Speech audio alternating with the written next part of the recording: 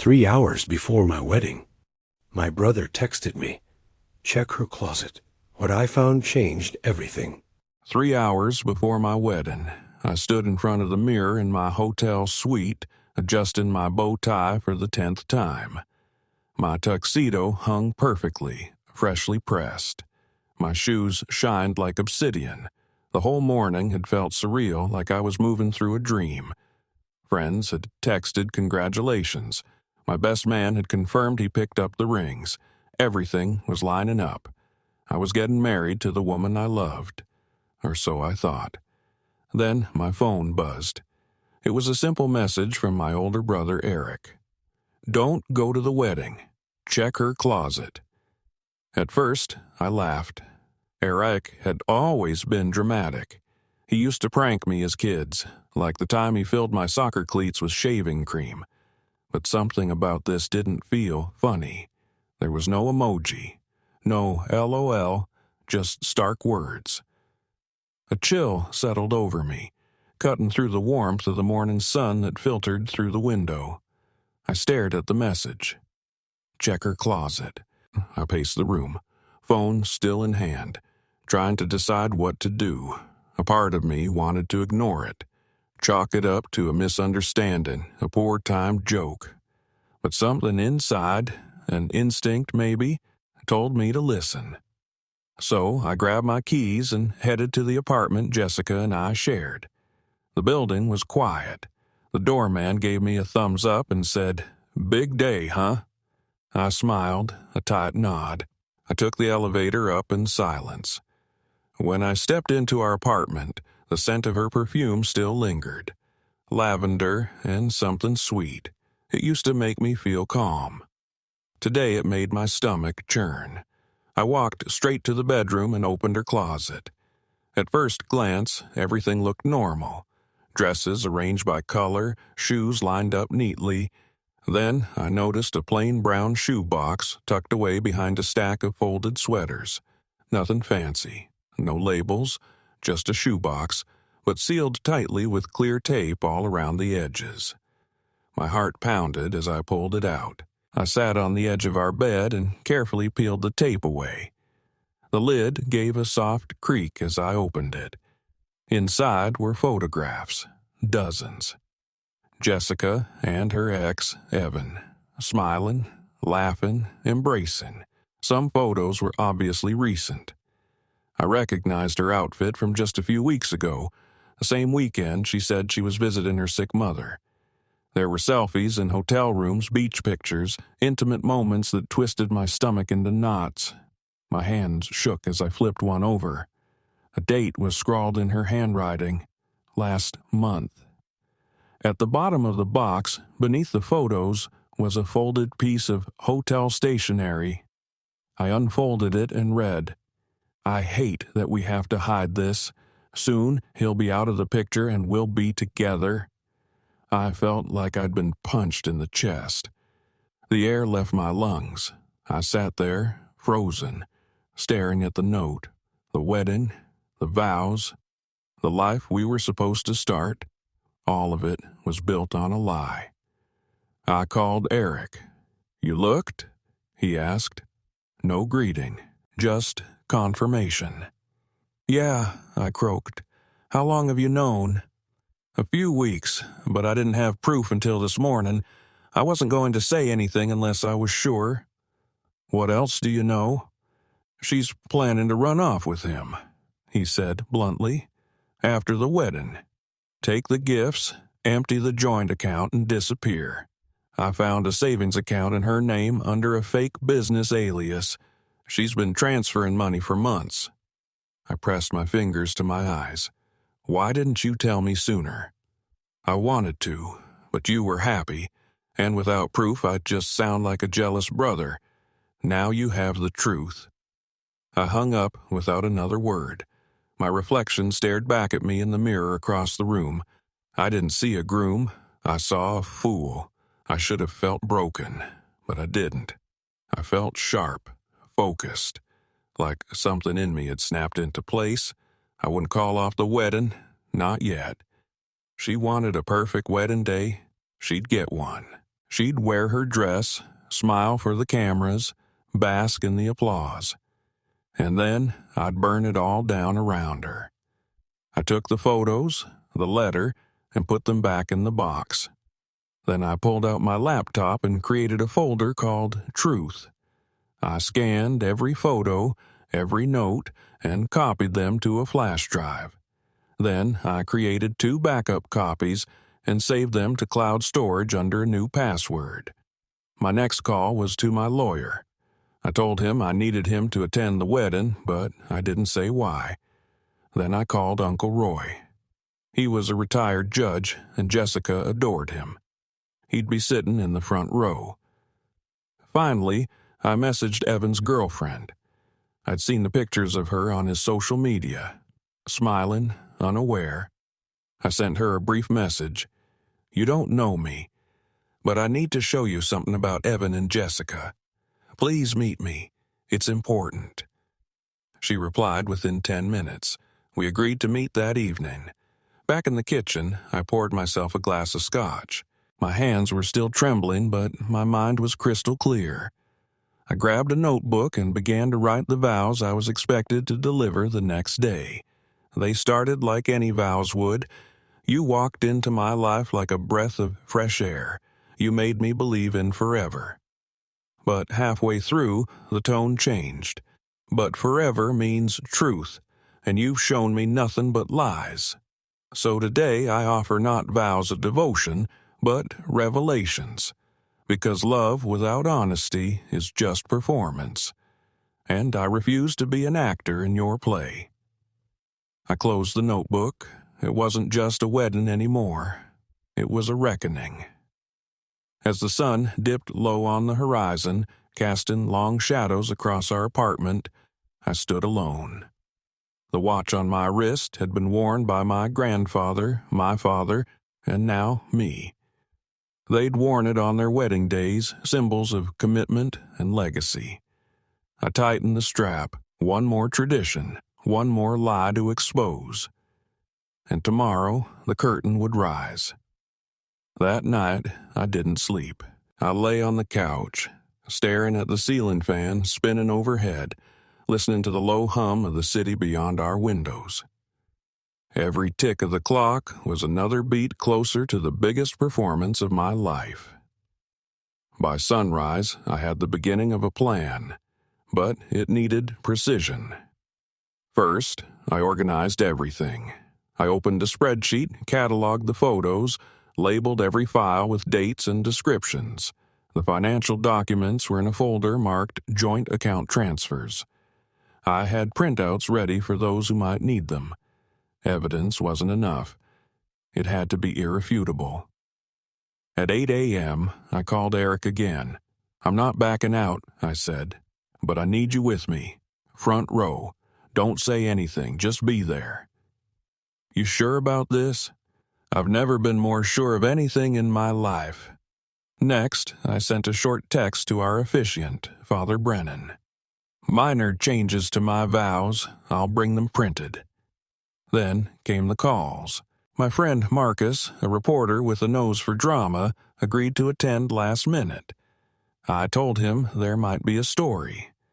I also made sure the event photographer knew to capture everything. Candids, crowd reactions, close-ups. They wouldn't know why, but they would soon. I confirmed my lawyer's seat. I also asked my uncle, the retired judge, to sit near him, a subtle signal, a visual warning. In the afternoon, I met Evan's girlfriend at a small cafe away from downtown. Her name was Marcy. Her eyes were wary as she sat across from me. I slid the envelope across the table, a sample of the photos. Her hand trembled as she pulled them out. "No," she whispered. "No, this can't be real. I'm sorry." She stared at the images, her face twisting through shock, betrayal, then anger. "How long?" she asked. 6 months. That's what I've tracked. Maybe longer." Her eyes glistened. "I'm such an idiot. He said she was just a friend. I asked him, and he lied to my face." I nodded. "I'm sorry, Marcy. I didn't know who else to turn to. What do you want from me? Come to the wedding. Just be there. Sit up front. Let her see you. That's all. She hesitated. You want to humiliate her? I met her gaze. No. I want her to see the faces of everyone she betrayed. Not just me. You, my family, her own dignity. Marcy agreed. That night, I finalized my vows and printed them on thick cardstock. I had two versions, the one she expected and the one she didn't. The former went into a manila envelope marked decoy. The real one was folded neatly in my inside pocket. Before I went to sleep, I set a silent alarm for 5 a.m. Not that I expected to sleep. My mind replayed every detail. The photos, the note, the whispers of her laughter on the phone with him while I cooked dinner in the other room. I had ignored the signs. I wouldn't anymore. By dawn, I was dressed and out the door. The venue was a renovated barn just outside the city. It was picturesque, rustic, perfect. Jessica's dream wedding. Lanterns hung from the rafters. A string quartet rehearsed in the background. Jessica arrived just after 9, glowing, surrounded by bridesmaids. She kissed my cheek and smiled as if nothing was wrong.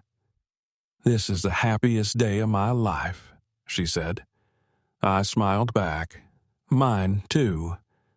Her eyes searched mine for a moment. I kept the mask up. Calm, affectionate, no trace of the storm beneath. As guests began arriving, I made sure everyone was seated properly. Eric, front and center. Uncle Roy and my lawyer just behind. Marcy in the second row, directly across from Evan, who had the audacity to show up. He didn't even look ashamed. An hour before the ceremony, I went to the groomsmen's suite and opened the safe. I checked the flash drive one last time, then tucked it into a silk pouch and pinned it inside my suit jacket. I rehearsed my speech one last time. Then I looked in the mirror. This time, I didn't see a fool. I saw a man who was ready to take back control. The guests settled into their seats as sunlight streamed through the tall windows of the barn. The string quartet began playing a gentle, romantic arrangement of Pachelbel's canon. Jessica's bridesmaids fluttered like butterflies in soft blush dresses, whispering excitedly and adjusting each other's hair. Everything was picture perfect. Exactly the dream wedding she had imagined since she was a teenager. I stood at the altar, feeling the weight of 1,000 eyes on me, but none heavier than the one person who didn't even know she was about to be exposed. I breathed slowly, my pulse deceptively steady. Inside, the storm had settled into a cold, relentless clarity. My best man, Tom, nudged me with a subtle nod. "You okay?" he whispered. "Never better," I said, and I meant it. Then the music shifted. The first notes of Jessica's processional filled the air. Everyone rose. The doors at the back of the barn swung open, and there she stood, Jessica, radiant in her white gown, a vision of grace and deception. She walked slowly down the aisle, her father at her side, her smile serene. She didn't see the weight of betrayal in the faces she passed. Not yet. Marcy watched from the second row, silent, her hands clenched. Evan looked forward with hollow bravado. Uncle Roy sat stoically. My lawyer had his hands folded over a manila envelope. Jessica reached the altar, took my hands and looked into my eyes with love. Or what she thought passed for it. "You look amazing," I said. "You do too," she whispered. "We made it. Yes, we made it." Father Brennan began the ceremony, reading the traditional blessings. His voice was rich, steady, filling the barn with solemn authority. "Dearly beloved, we are gathered here today to witness the union of Jessica and Michael in holy matrimony." As he spoke, my mind wandered through our years together. The dinners, the vacations, the plans for kids. How many of them had she made while already planning to leave me? Then came the moment. If anyone has just cause why these two should not be joined together in marriage, speak now or forever hold your peace. Silence. I half hoped Evan would say something, but of course cowards never do. Father Brennan continued, "Michael, please share your vows." I reached into my jacket, pulled out the real set of vows, not the decoy. The cardstock felt heavy in my hand. Jessica's eyes glimmered. She had no idea what was coming. I began. "Jessica," I said, loud enough for the guests to hear, "you walked into my life like a breeze on a sweltering day. I thought you were my miracle, my anchor, my future." She smiled, and some guests dabbed at tears already forming. "But love without truth," I continued, "is just performance, and marriage without honesty is a stage play no one believes." The air shifted. Jessica's smile faltered. "I had planned to promise you forever today," I said. "But then 3 days ago, I received a message from someone who couldn't stay silent. My brother. He told me to check your closet." Jessica's hand tightened in mine. "And in that closet," I continued, "I found a box of photographs, letters, records of hotel stays, and a note that said you'd be with him after I was out of the way." A gasp rippled through the room. Marcy sat forward, trembling. Evan froze. "I realized then," I said, "that you weren't planning a wedding. You were staging a heist. You wanted the gifts, the joint account, the honeymoon funds, and then you were going to vanish with him." Jessica's face went pale. "But I'm not here today to beg," I said. "I'm here to give you a gift, the one thing you didn't count on." I turned toward the crowd. "Everyone, please look under your seat." A murmur rose as guests reached beneath their chairs and pulled out manila envelopes. Inside were copies of the photographs, the note, a statement of the bank transfers Jessica had been making, all of it. The barn erupted into a mixture of confusion, disbelief, and outrage. Jessica stood frozen. I looked at her one last time. "I don't," I said. And with that, I stepped away from the altar, turned my back, and walked down the aisle, past the guests, out the doors, into the morning sun. The sun was warm on my face as I stepped outside, but I felt none of it. My body moved on autopilot, walking through the gravel path that led from the barn to the parking lot, my dress shoes crunching with each step. Behind me, voices swirled in a chaos of confusion and betrayal. Some shouted my name. Others called out Jessica's. I didn't look back.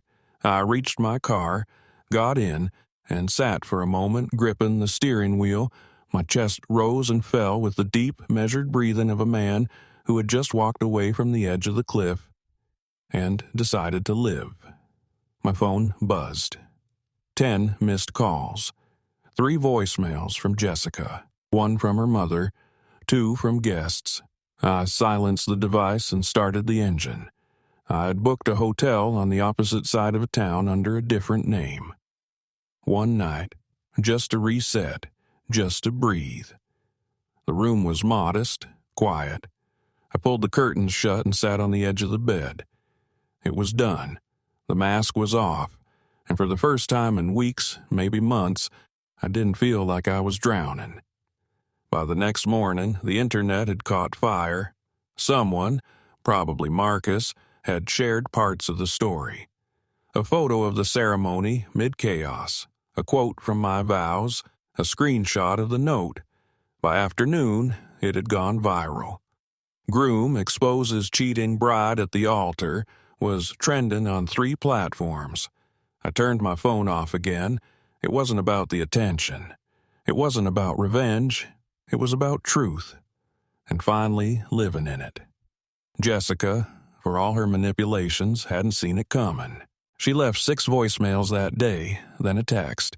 "Please, can we talk?"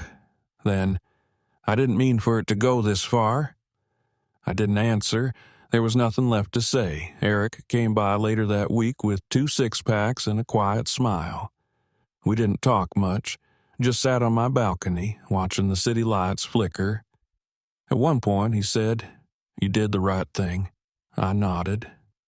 "Feels like the hardest right thing I've ever done." "You didn't just save yourself. You reminded everyone there that truth matters." A few weeks later, I received a letter from Jessica, handwritten, pages of apologies, explanations, emotional confessions. At the end, she wrote, "Maybe one day you'll forgive me, but even if you don't, I'll never forget what you taught me about consequences." I didn't reply. I didn't need to. In time, I moved, changed jobs, started over. I met someone a year later, someone honest, real. And when I told her this story, she didn't look at me like I was broken. She said, "You've got scars, sure, but you're still standing. That counts for something." Yes, it does. Because this story wasn't just about betrayal. It was about what we do when everything falls apart, and how we decide to rebuild. Months passed. The story faded from trending lists, but the effects lingered like shadows. I couldn't walk into a coffee shop without catching someone whispering or overhearing, "That's the guy from the wedding." For a while, I hated it. I hated the eyes, the murmurs, the attention. But then I realized something. It wasn't pity I was seeing, it was respect. People looked at me like I had done something brave. Meanwhile, Jessica vanished from our social circles. She moved out of state, according to a mutual acquaintance. She quit her job, the same job she had used to network, build appearances. Her fiancé, Evan, had ghosted her completely, and his girlfriend, Marcy, ended things the night of the wedding. No one knows where he is now. Jessica tried to rebuild. A few months later, she started a blog called Healing from Shame. I didn't read it, but Eric did. He said the first few entries were pure damage control, trying to paint herself as misunderstood, manipulated, a victim of pressure. Then, slowly, she began to own it. The last entry simply said, "You can't undo betrayal, but you can choose who you'll be next." I didn't need that closure. I had my own. I kept going. The woman I met after it all, Claire, was everything Jessica wasn't. Honest, grounded, funny, in a quiet way. We met at a dog park. Our dogs liked each other first. A strange twist, given how guarded I had become. She asked me one day, out of nowhere, "Are you the wedding guy?" I smiled. "Yeah, I guess I am." She didn't flinch. She said, "Good for you." We started slow. No pressure, no stories from the past until we were both ready. And when I finally told her everything, she didn't look away. She didn't treat me like a tragedy. She said, "You know what I like about that story? You ended it on your terms." And I did. I didn't let someone else write the final chapter. I didn't scream or destroy or spiral. I exposed. I walked. I rebuilt. 1 year after the wedding I stood in the same barn. This time, not as a groom betrayed, but as best man for Eric. He proposed to his longtime girlfriend Julie 3 months after everything blew up. The ceremony was small, just family and close friends. When he asked me to give a speech, I kept it simple. Love isn't about perfection. It's about honesty. It's about standing in front of someone and saying, "I see all of you, and I'm still here." Eric and Julie, thank you for showing us that's possible. Afterward, Claire squeezed my hand. "You're not just the wedding guy anymore," she said. "I'm not?" "No," she smiled. "You're the guy who survived it, who grew from it, who wrote a better story." And maybe that's what this all was. Not just a dramatic ending, but the beginning of something real. The seasons changed. Spring turned to summer, and the days grew longer. Life didn't snap back to normal like flipping a switch. It unfolded, piece by piece, like a map revealing new paths I hadn't known existed. Healing isn't cinematic. It's not dramatic or loud. It's quiet. It's small victories. Making coffee without the weight in your chest, laughing again and realizing it's real, not forced. Claire and I took a trip that fall. Nothing grand. Just a cabin near the lake. No reception, no distractions, just quiet. We kayaked, read books, built fires, and talked until midnight. I told her things I hadn't told anyone, not even Eric. She didn't try to fix me. She just listened. That was enough. One morning on that trip, I woke up early and walked to the edge of the dock, coffee in hand. Mist curled over the water like whispers. I thought about the man I had been, standing at the altar, holding broken vows in one hand and truth in the other. And I realized something. I didn't regret it. Not a moment. Because I had chosen myself. Not the fantasy, not the illusion, me. And in choosing me, I made space for something better to find me. Later that day, Claire joined me on the dock. She slid her arm around my waist and leaned into me. "You okay?" she asked. "Yeah," I said. "I am." She smiled. "Let's stay another day." We did. Back home, I finally cleared out the last of Jessica's things. Not in anger, not in pain, just clarity. I boxed them neatly, labeled them, and had them sent to her last known address. I didn't need any of it anymore. My life had moved forward, and so had I. Sometimes people still recognize me. They ask about the wedding. I tell them it was the best day of my life, because it was the day I finally saw everything clearly. I don't wear the watch anymore. The heirloom passed through generations. I've kept it in a glass case alongside a note. For when truth matters more than comfort. Claire and I aren't rushing into anything. But every day we choose each other. No performance, no secrets, just truth. And that's more powerful than any fairy tale. So, if you're out there, hurting, heartbroken, lost, let this story be proof.